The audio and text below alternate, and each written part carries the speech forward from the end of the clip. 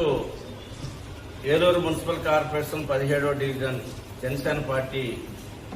కమిటీని ఏర్పాటు చేయడం జరిగింది. ఆ డివిజన్ జనసేన పార్టీ ఇన్ఛార్జిగా లక్ష్మశెట్టి కిరణ్ కుమార్ గారిని 17వ డివిజన్ జనసేన పార్టీ ఇన్ఛార్జిగా నియమించడం జరిగింది. అదేవిధంగా శంకర్ శ్రీధర్ గారిని ఆ డివిజన్ ప్రెసిడెంట్ గాను, అదేవిధంగా Chaganti Durga Pawan Kumar vice president, Shankar Lakshmanarao vice president, పవాడ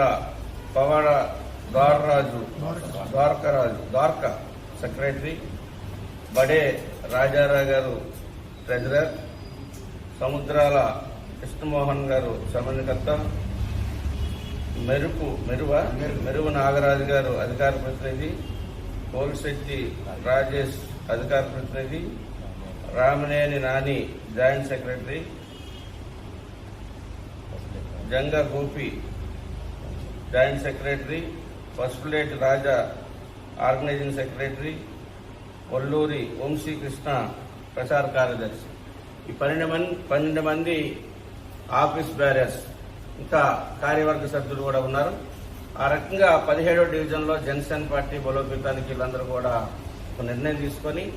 ఆ 17వ డివిజన్లో ఉన్నటువంటి అనేకమైనటువంటి ప్రజలకు కావాల్సినటువంటి మౌలిక వసతుల గురించి, స్థానిక ఉన్నటువంటి సమస్యలన్నింటి మీద కూడా సమగ్రంగా ఆలోచన చేసి నిర్ణయాలు తీసుకొని ఇటు కూటమి ప్రభుత్వం దృష్టికి, అధికారుల దృష్టికి తీసుకొచ్చి అక్కడ ప్రజలకు మెరుగైనటువంటి సౌకర్యాలు కల్పించే దిశగా జనసేన పార్టీ ఆధ్వర్యంలో వీళ్ళందరూ కూడా పనిచేయడానికి,